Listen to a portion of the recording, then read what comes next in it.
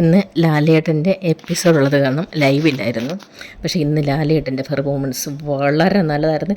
ഞാൻ പറഞ്ഞു ഈ ബിഗ് ബോസ് കപ്പെടുത്തില്ല ലാലേട്ടന് കൊടുക്കണമെന്നാണ്. കാരണം അവിടെയുള്ള കണ്ടസ്റ്റൻറ്റിനേക്കാളൊക്കെ ഏറ്റവും നല്ല ലാലേട്ടനാണ്.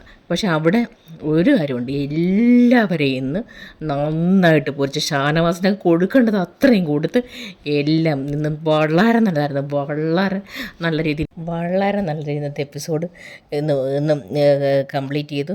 ഇന്നത്തെ എപ്പിസോഡ് കണ്ടത് ഇന്നത്തെ എപ്പിസോഡ് നഷ്ടപ്പെടുത്തിയവർക്ക് വളരെ നഷ്ടമാണ്. ഇന്ന് വളരെ നല്ലൊരു എപ്പിസോഡായിരുന്നു, വളരെ രസകരമാണ്. നാളെ ഇതുപോലെ 9 മണി to 10 മണി വരെ ഇപ്പോൾ നാളത്തെ എപ്പിസോഡുണ്ട്, മോഹൻലാൽ വരുന്ന ഷോ.